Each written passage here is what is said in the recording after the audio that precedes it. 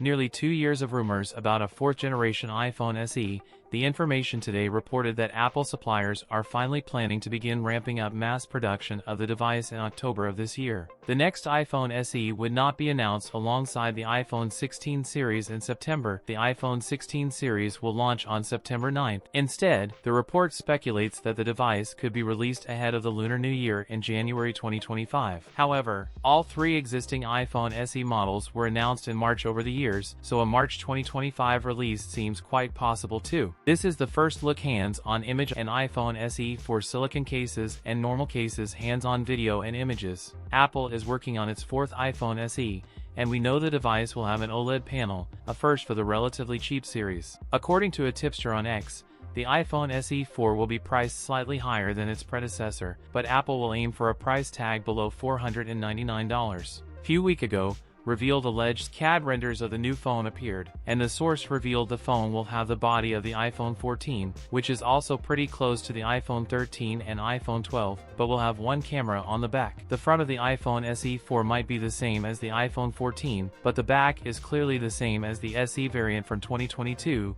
The big unknown is whether Apple will keep the dated 12MP sensor or will introduce a more powerful camera capable of night mode, which was missing last time. These CAD renders do not have an action button or mute switch next to the volume keys.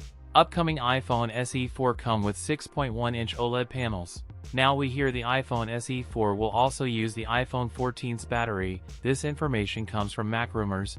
iPhone SE series is known for the outdated hardwares, because Apple used the old hardware to reduce the price, which are significantly lower compared to the regular phones. That is why we used to see regular gap between each SE model. That's it for today's video. If you enjoyed it, don't forget to like, comment, and subscribe for more content. Thanks for watching, and I'll see you in the next one.